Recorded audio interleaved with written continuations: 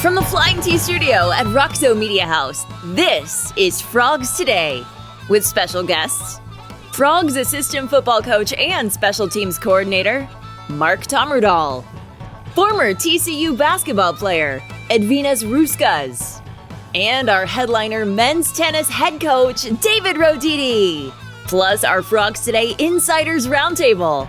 And here's your host, the voice of the Frogs, Brian Estridge. Back we come on another edition of Frogs Today, and we are so glad that you have joined us. I'm Brian Estridge with a big lineup today that we'll get into here in just a bit. But first, why don't we think about what's happening at TCU Athletics right now, huh? The big season sweep to open up Big 12 play in baseball over Kansas State. I don't want to steal Maggie's thunder, but that was a lot of fun to watch, wasn't it? Also, spring football is underway, and if you haven't had a chance to get out there, I encourage you to do so, maybe even Saturday at 10 o'clock. It's an open practice now for Coach Dykes and his team, and wow, what an atmosphere is going on out there, and there's work getting done. That's the other cool thing about it. It's fun to watch these coaches really teaching and diving in with these players. Just a fun time out at TCU Spring Ball. I think Saturday starts at 10 o'clock if you'd like to make it out there for that. We got some basketball news that's happening, including a story that Jeff Wilson wrote earlier in the week for FrogsToday.com. You saw it there on Reagan Peebley, the head women's coach, returning here. I think that's the right thing. You know, you think back on that COVID year, which she probably had the best women's basketball team in TCU basketball history, and didn't get a chance to benefit from it, didn't get a chance to recruit to it, also didn't get a chance in postseason because it got canceled. She gets another year here at TCU women's basketball, and a good decision there made by the administration. We'll talk about that in a couple of weeks when she stops by to visit with us. But the lineup today, pretty spectacular. He's got a national championship under his belt already this year in the indoors, now chasing the men's outdoor tennis championship. David Roditi is our headliner. He will stop by a little bit later on. Mark Tommerdahl is a name you'll know. Former special teams coach here at TCU under Dennis Franchione. The professor returns, and we'll talk special teams with Mark Tommerdahl coming up here shortly. Also, Ed Ruskas, basketball player back in the Jim Christian era, 2008, 2010. He lives in Vilnius, Lithuania. His family has a lot of business in Ukraine. He's got a great story. Give us some insight in what's going on in that region of the world right now. Plus, Jamie Plunkett, Jeff Wilson, Melissa Treewasser, our three experts from FrogsToday.com. They'll stop by. We got a whole lot of stuff we got to talk about. We got to talk baseball. We got to talk MLB. We got to talk a little NFL. And maybe even some basketball as well. But let's get some headlines right now. Find out what's happening in the world of TCU athletics. And for that, we go to the news desk and Maggie Hale. Maggie? Always a pleasure, Brian. And this week is a very special week because we get to see the number 12 ranked TCU baseball team a total of 5 times. That's right after the series sweep over K-State this past weekend. The Frogs are in action Tuesday against ACU, Wednesday against UTSA, and a series against West Virginia this weekend.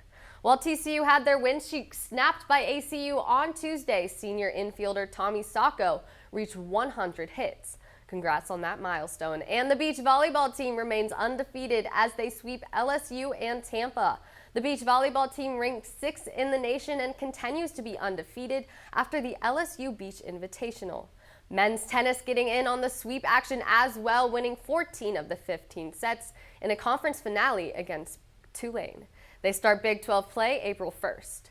TCU women's golf will make their second consecutive appearance in the Augusta National Women's Amateur Tournament. Freshman Caitlin McNabb will be headed to Georgia to face off against 72 of the top-ranked women internationally. And seeing the Frogs succeed in Waco is always a plus as the equestrian team earns a number 4 seed in the NCEA National Championship. This will mark the program's 15th national championship appearance. The team has made one every year since 2006, their first season.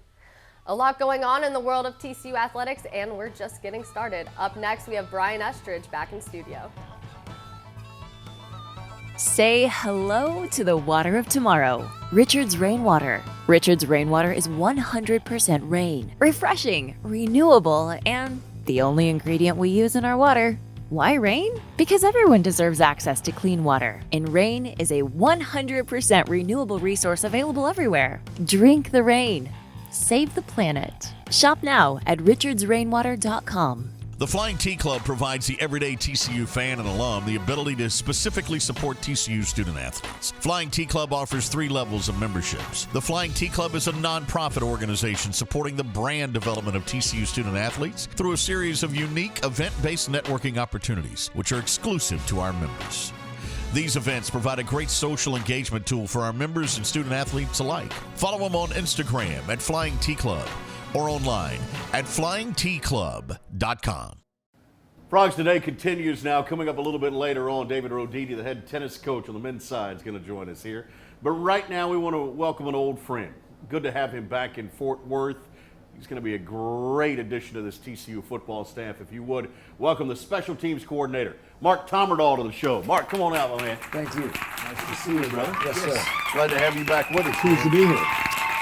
Does it feel like home a little bit? It does. It does. Life comes full circle. It does, doesn't it? So after a 21-year break, I'm happy to be a Horned Frog again. Good to have you back, because if for those who don't know, Coach Tommerdahl was on Coach Dennis Franchioni's staff here at TCU. The Sun Bowl, obviously, was kind of the jumping off point for what has been now nearly 2.5 decades of success. Did you have any idea at the time that it was going to be that? Could you have put that in perspective? Probably not. No. I mean, we obviously a really good foundation was laid. There was I believe at the time, that bowl game was it was the biggest win. Oh yeah.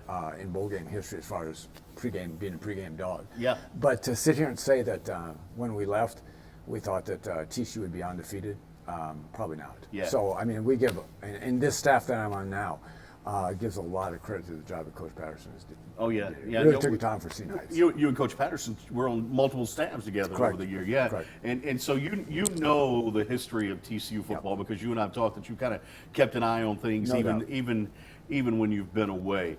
The progress, though, that has been made in the last 2.5 decades, facilities, fan base, the Big 12, it's pretty impressive, isn't it? Oh, no doubt. And again, just the vision and just the constant, Gary almost willed this program to where it got to. So again, to say that we would have foreseen that, I'd be lying to you.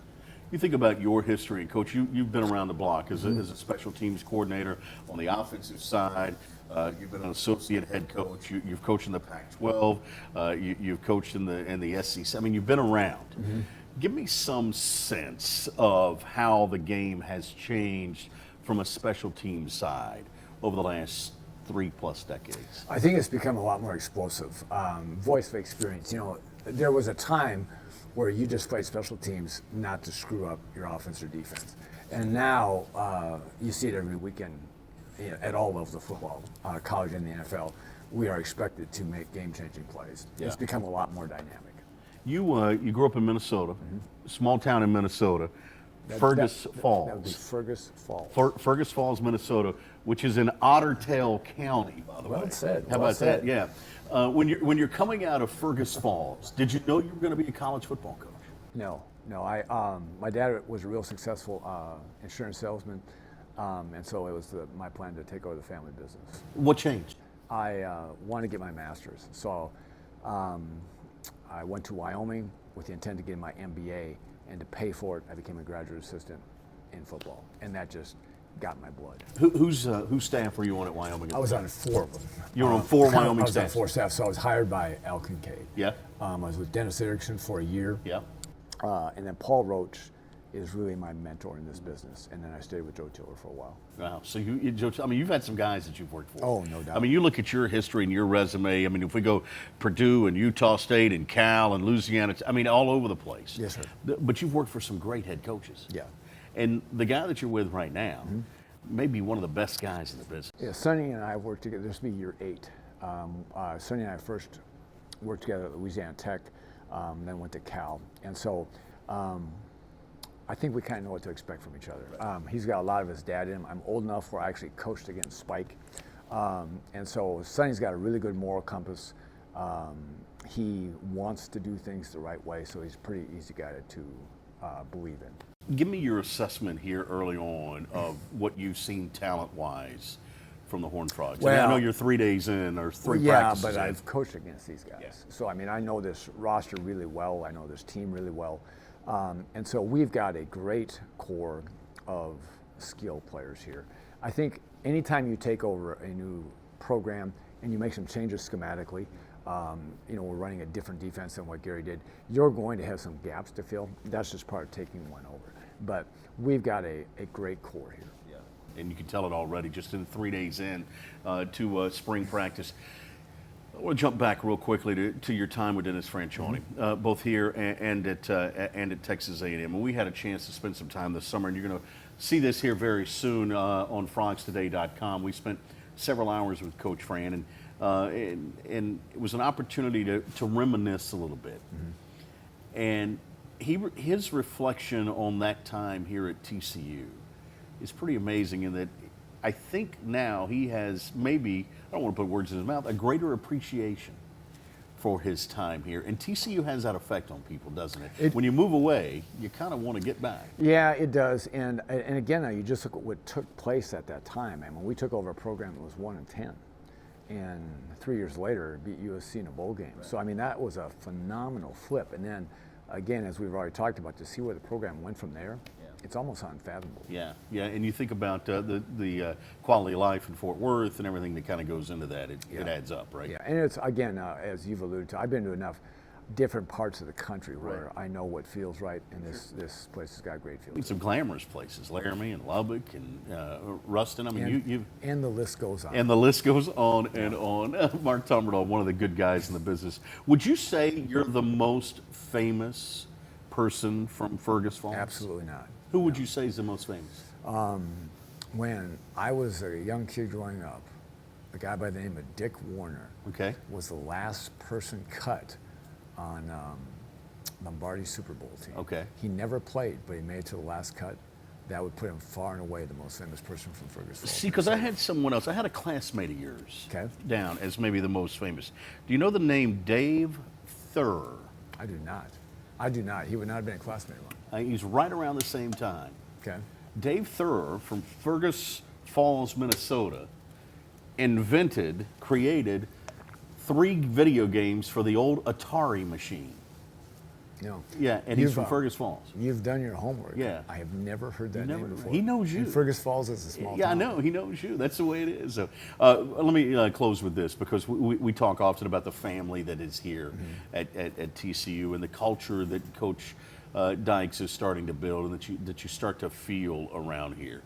Do you already get the sense that there's something special happening in Fort Worth? Yeah, and again, I think a lot of it ties back to what's taken place here. I mean, this program has been so successful for so long that it's important to this community. It's obvious.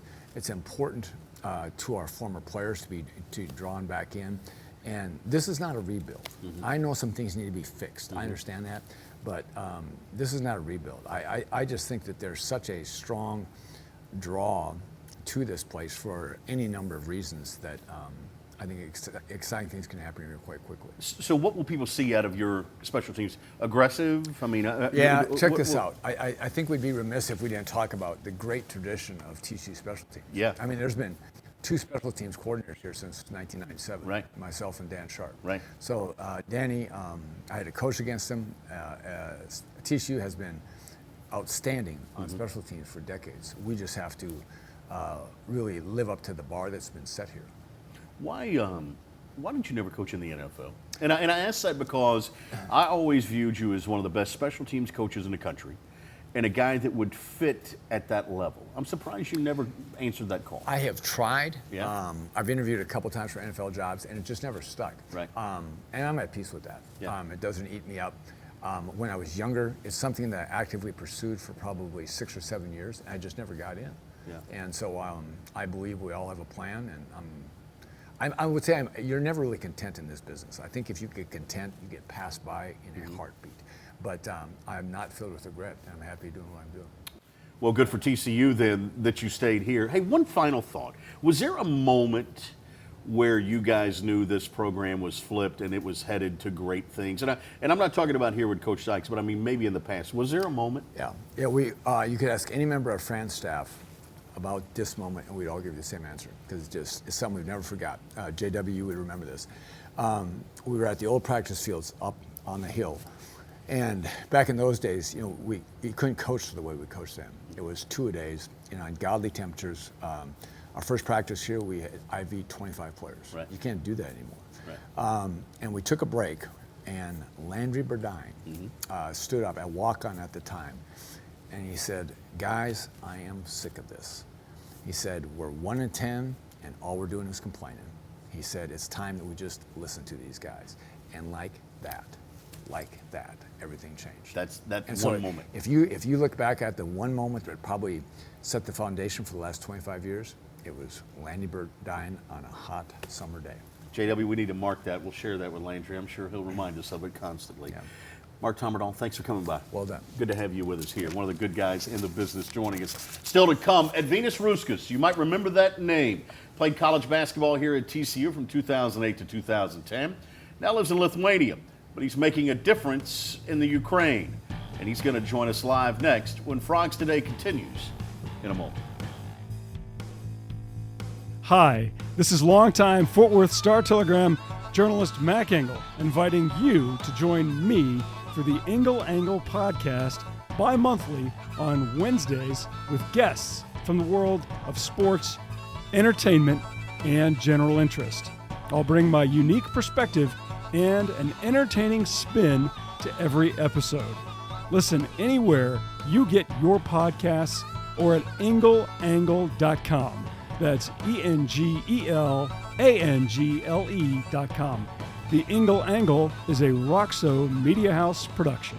What do you call a Fort Worth-centric podcast featuring guests of international, national, and local fame? Fortitude FW. Why catch the latest episode? Because every guest has a story to tell. Join hosts J.W. Wilson and Britton Payne every Friday for the latest stories from noted Fort Worthians in business, sports, lifestyle, entertainment, law enforcement, politics, and, well, you get the idea. Fortitude FW, where the stories never die. Listen anywhere you get your podcast or at fortitudefw.com. Fortitude FW is a Roxo Media House production.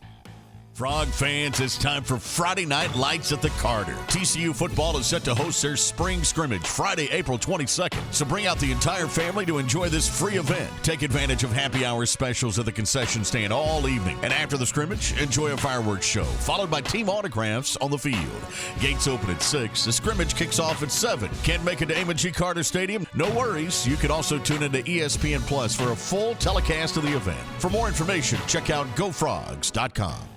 FrogsToday.com is the ultimate TCU sports fan community. Members enjoy exclusive content from inside the locker room, feature presentations, access to athletes, coaches, and alumni that are making headlines, and a live show featuring Brian Estridge. Join us and an interactive sports community full of Horned Frog fans now at FrogsToday.com. Frogs Today is a Roxo Media House production.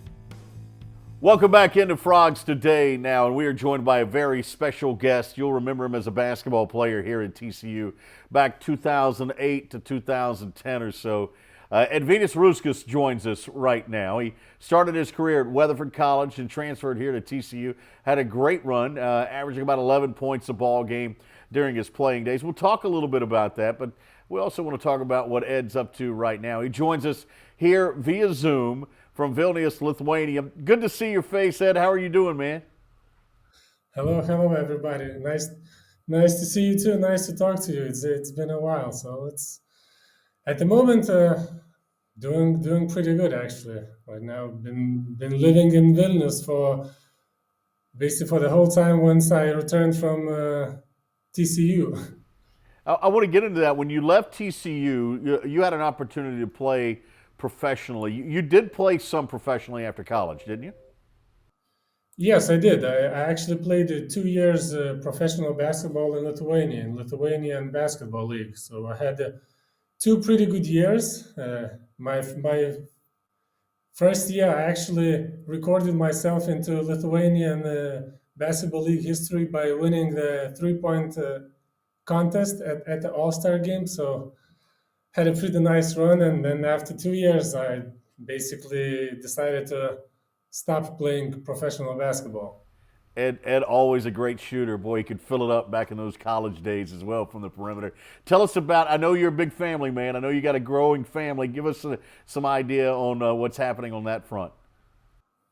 Yeah, I have a wonderful family at the moment, beautiful wife and two little boys. One is 7 years old and another one is 5 years old.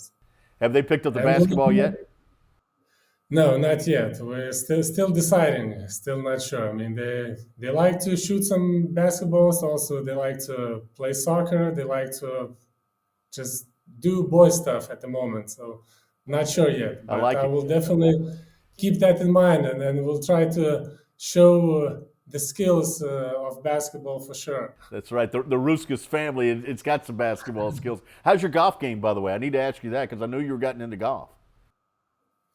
Yeah, actually, once I returned, I mean, I started playing a little bit of golf back at TCU as well, but not as much. And then whenever I got back to Lithuania, I picked it up a lot more, especially during the summer season. And I've been playing since. And at the moment, I'm actually a 6 handicap player. So And that's pretty good, man. You're playing a lot then. it's all right. It's all right. At the moment, I try to play maybe twice a week, if Good. Now, possible. you also part of a highly successful business that I know your family has there. Update us on what's going on the business front, and then I want to dive into some activities you have going on in Ukraine. But let folks know professionally what you're doing right now.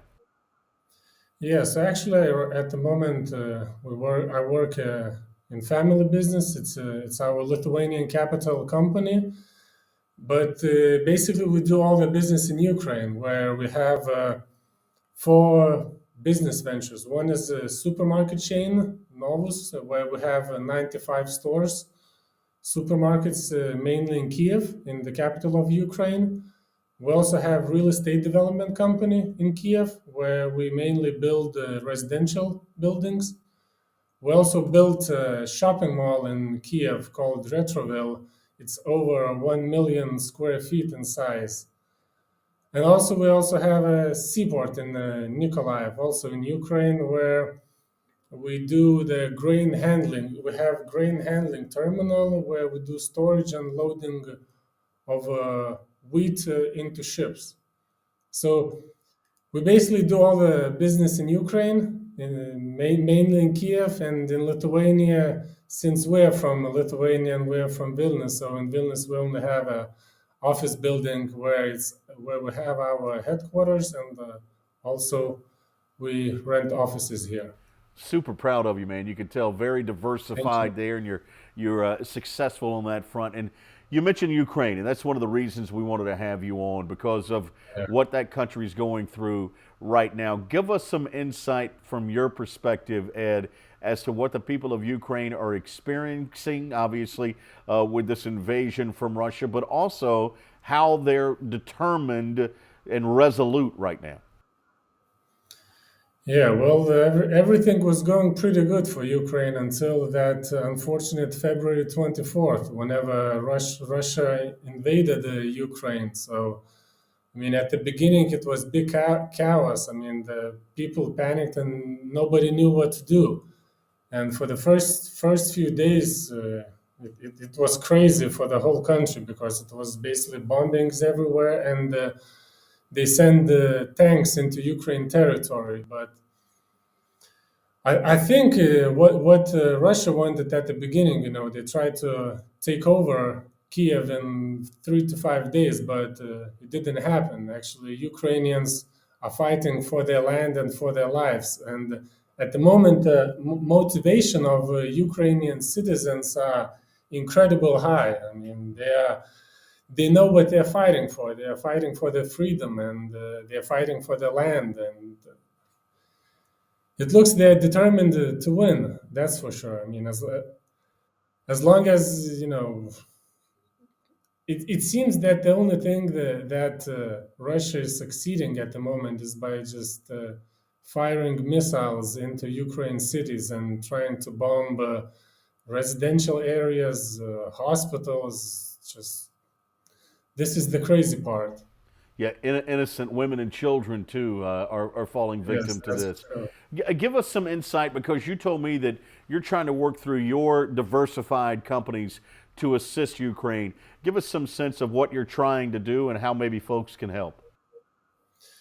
Yeah, actually, since we have a supermarket chain, so whenever the crisis started, the war started, so we basically talked to a lot of our partners and started to bring in humanitarian aid for the people in need, because some of the, I mean, because people needed food, which is the main thing for the Ukrainians, and some of them lost their homes, didn't have a chance to, to buy anything. So we started bringing in humanitarian aid and then giving it away to people in need. So since the beginning, we already brought in over 20 full trucks of food supplies that we gave it away, worth of over probably $500,000.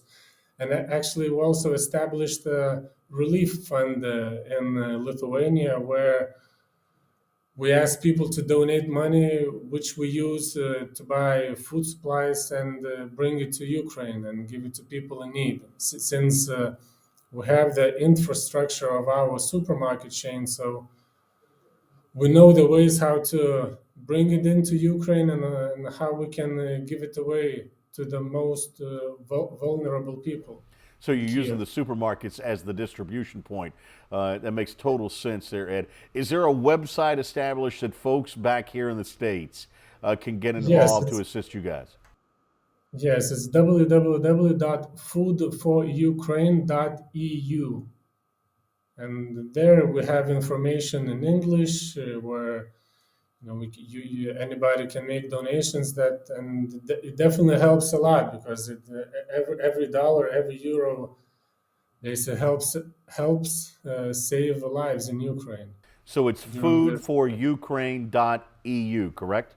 Yes, correct. All right, we'll put that up on the screen so folks can make a note of that, and if they want to dive in and assist and help. And Ed, we wanted to thank you for carving out some time for us. I know the time change makes it difficult. You've been very flexible on your schedule and joining us here today on Frogs Today. We're super proud of you, not only on this effort in assisting the people of Ukraine, but what you've become as a dad and a husband and a business leader there in Lithuania. We look forward to the day when you can return to the States and we can honor you back here at TCU at some point.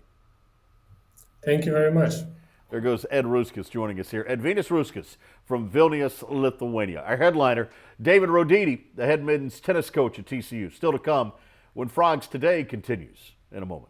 Frog fans, TCU Baseball introduces the Frog Flex Pack. This new addition this season gives fans the flexibility and power to decide what games they want to attend. The TCU Baseball Frog Flex Pack gives fans 10 vouchers to redeem for GA tickets at any home game this season for a low price of just $80. That's right, $80. Be sure to purchase your very own Frog Flex Pack today. Call 817-257-3764 or visit gofrogs.com.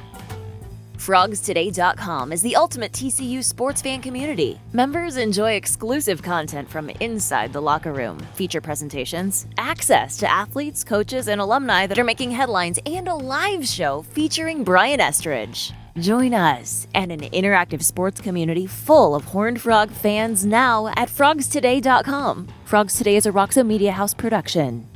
Frogs Today continues now with our headliner here today. If you would, please welcome a guy who has his team #1 in the country right now. The men's tennis coach at TCU, David Roditi, joins us right now. David, come on out. Have a seat, man. The thing I love about David Roditi is you are 100% Frog. You are all in. A great player, come back as a coach. You're a fan of every team. Do you own a shirt that is not purple? No. Okay. I mean, maybe a white one. It's got a little purple, or a gray one with a purple, but they all have purple. My closet is purple. Your closet is purple. I love that, man. I knew you were all in. So, hey, congratulations. #1 in the country. Thank you. It's pretty cool. I mean, we can't sustain it. We seem to lose every time, but it's all right. That's all right. At least we're knocking at the door. Yeah, I mean, you are. Let's be honest. This was a top 20 program, a top 20 program, and had been consistently that. You've elevated it though in the last couple of years. This is a top 5 program now. What changed? Well, obviously being in the Big 12 was a big help to the program. We, back in the day when Coach Barton had it, we were when I was here, we were top 6 or 7. You were good. Yep. 3 out of 4 years that I was here, we were 13th on our worst year, so we were good. And then once those years in the early 2000s when we went from conference to conference, the program dipped a little bit. There from about 2007 to 2010, it was struggling, probably 50 in the country or so, and then came in, brought some energy, got the fans involved, got the community involved, and then when Devin Bowen joined me in 2014 and got 3 top recruits, then that's when we made the jump. Devin Bowen is an assistant coach who is more than that to you. Yeah, I mean, he's also Horned Frog. Right. He's 100% Frog. Right. He's one of a kind. He's super disciplined. He's the everyday accountability, keeps the guys in check, lots of work with them on the court. I can be me. I can fly around, be here, be there, be everywhere. But the guys are taken care of. But you guys are also great friends. Yes, we have a very interesting relationship. Right. I mean, people would be surprised, but it's he's like an older brother to me. I went to TCU because of him. Basically, he's the one that recruited me. Coach Barton was pretty laid back, and obviously I knew all about Coach Barton. You couldn't find a person that said one bad thing about him. But Devin was the reason why I came. I knew him from Southern California. I've known him since I was 12 or 13, and sort of older brother, mentor. He helped me on the tour, my early days, and now we work together, so it's a very interesting dynamic, very interesting. I want to get the timetable right, kind of roll through it. So you grew up in Mexico City, right? Born in Mexico City, grew up in Guadalajara. Okay, Guadalajara. And then you ended up in Southern California, which is where you went to high school? Yeah, yep, San Clemente. So San Clemente. So how did you make that move? Was that parents moved, or was that strictly for tennis? It was actually... Yeah, a lot had to do with tennis. Yeah. At the time, we actually lived in Manzanillo, which is in the beach, right, just below Puerto Vallarta, yeah. And there was nothing there. I was only going to get in trouble, and I had to stay busy, and there's not a lot to stay busy with other than trouble. So, my parents sent me to Southern California. My mom is American. I could have a citizenship right away. I had both passports growing up. Lived with a coach for 2 years without my family, and it was to learn how to speak English and to continue my tennis. And then I told my parents I don't want to go back, so they moved to the U.S. and brought my brother and my sister, and we stayed there they're still there. Yeah, and so how do you end up at TCU from there? So the year that I was being recruited, 1991, TCU was 2 or 3 in the nation. Right.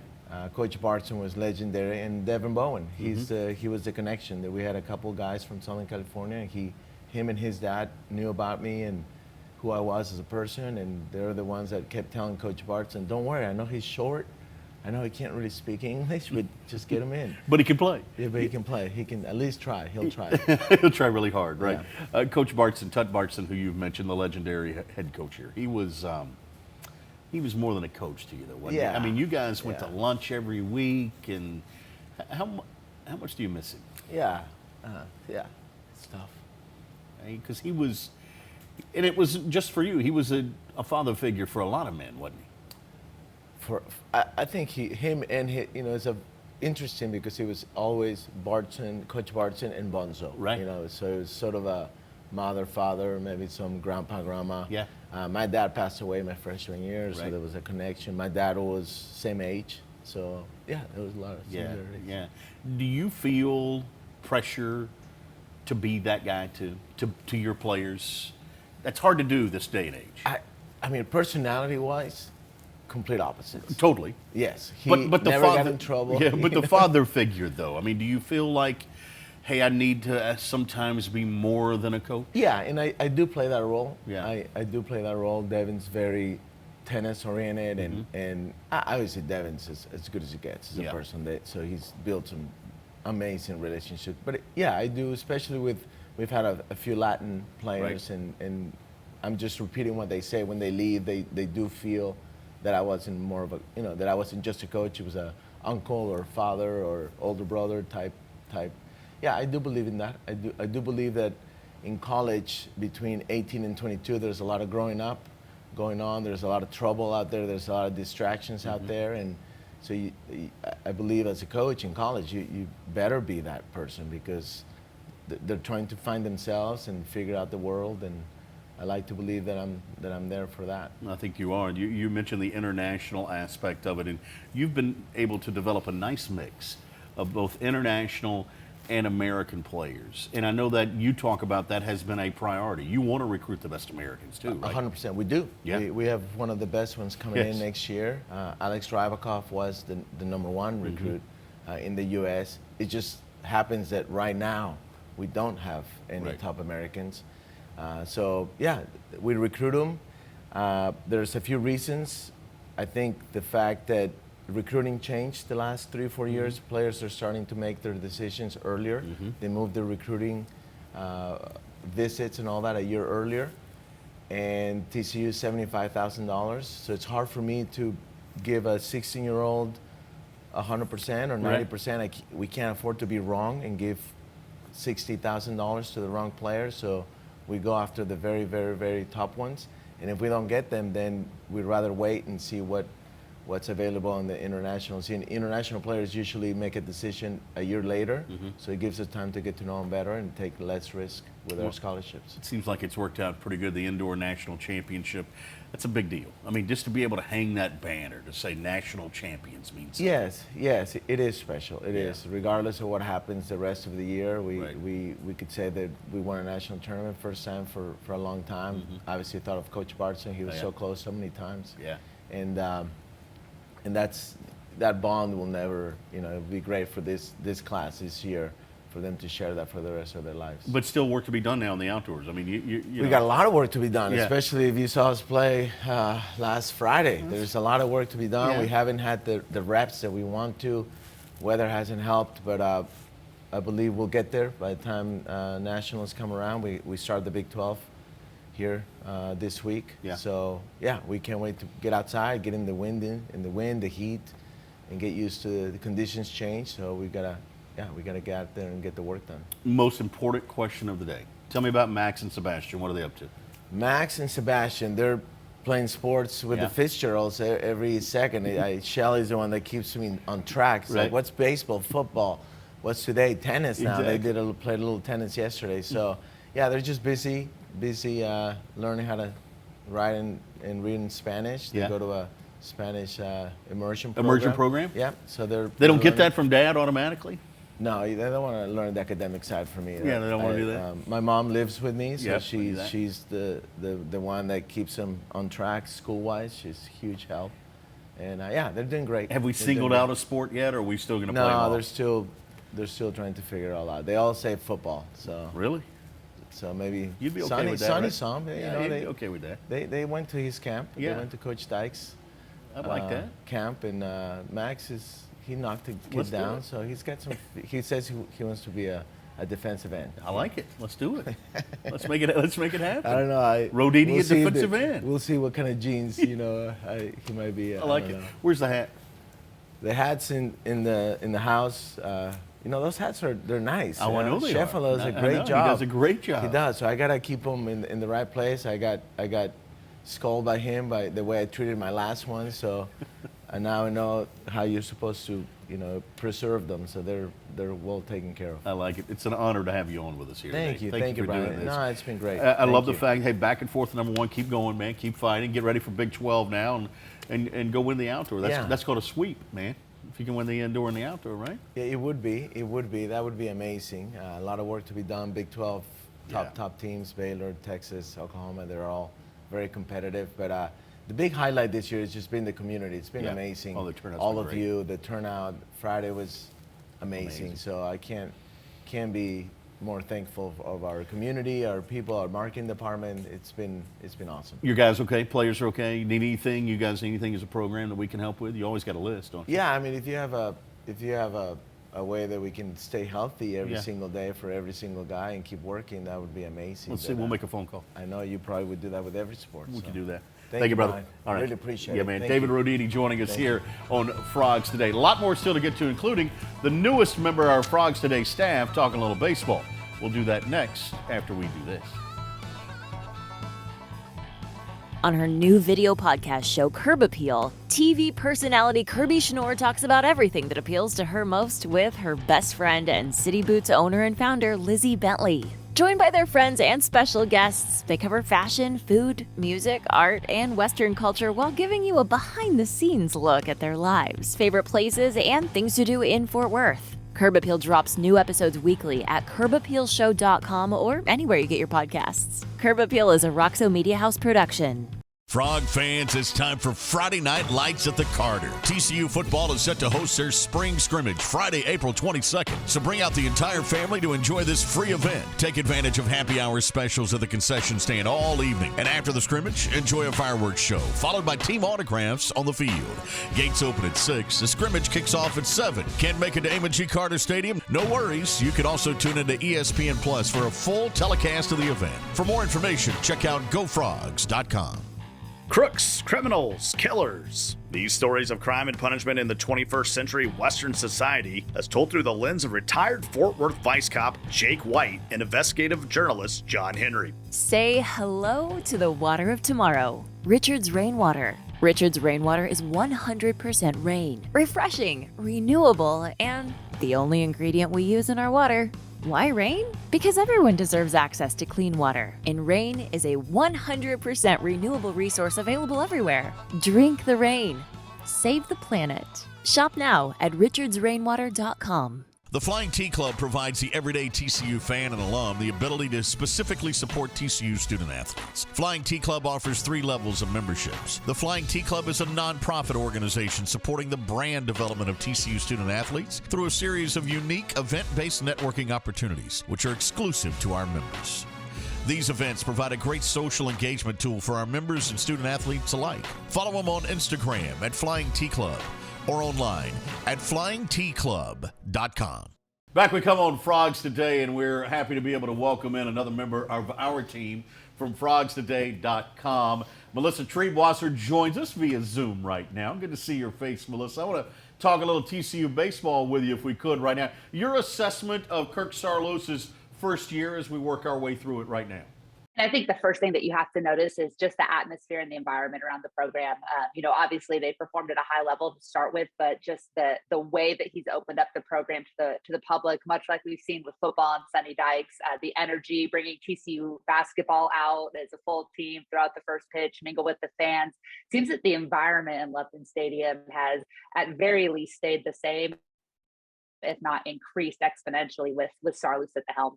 You know, the one thing that stands out to me too, Melissa, and I think we knew this with the hire, is Kirk Saarloos is a player's coach in a lot of regards, but he does command a level of respect from his group as well. You can see it in the discipline here early on. This is a team that doesn't quit.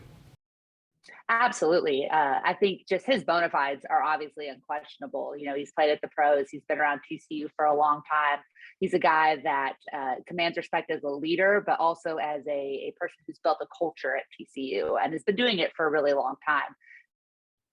This team is never out of a game. I think we've seen that this team is absolutely never out of a game, that they constantly fight. They can fall down big and manage to get themselves back in. They have that never say quit attitude that really starts at the top.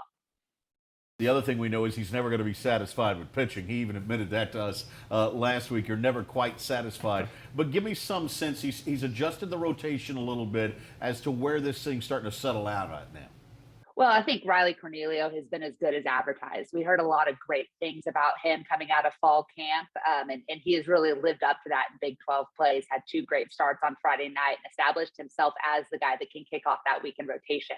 The question mark becomes who are going to be those second and third guys. Right now, we're seeing Brett Walker has been consistent. He looked really impressive in the preseason, has come back to earth just a little bit as we started conference play. And then Cam Brown, one of the most highly regarded prospects to land at TCU last several years, has struggled a little bit adjusting, I think, to the collegiate game, but certainly has the arsenal to be elite at this level. He's given up some hits. I think that's the number one concern that you look at right now is he's allowed 24 hits in 24 innings. His ERA is hovering in the mid-4s, but he certainly looks like a guy who, as he settles in, gets used to the level of competition, can be an absolute superstar for Kirk in this rotation. Are you at all surprised at the youth that have worked their way into this lineup? I know you got the two elder statesmen in the middle part of the infield, but other than that, this is a young baseball team. We saw a lot of youth last year with, Elijah Nunez, Luke Boyers, and Braden Taylor being consistent starters. What's been really impressive to me is David Bishop. He comes in to play first base, a position he did not play in high school. And not only has he been really exceptional defensively, he's been one of, if not the offensive star in that lineup. Hitting behind Braden Taylor obviously is a really good thing if you're a young player, but he's more than taken advantage. He's one of the league leaders in RBI. He's batting well over 300. He's shown a little bit of pop with extra base hits. But I think that what we've seen over the last 2 years with the shortened major league draft and with the impact of COVID is that more ready-made guys landed at TCU than we've been able to see. These highly regarded guys that normally would go early enough in the draft to go pro and take their money are coming to play collegiate baseball. And that has been a huge benefit for TCU. And to see them perform at such a high level, not only gives you excitement for this season, but something to build on going forward. All right, final thought. You get the sweep over Kansas State. Nice way to kick things off at Lupton there with the sweep in Big 12 play. But when you look at the league overall, give me a quick assessment. I know it's early on, but top to bottom, it looks like it may be the best league in the country. I think, once again, Big 12 baseball is as elite as you're going to get. There just aren't going to be a lot of weekends off. When we saw what Texas Tech did in Lubbock to Texas and the way that the bats came alive for the Red Raiders, they're obviously establishing themselves as one of the teams to beat yet again.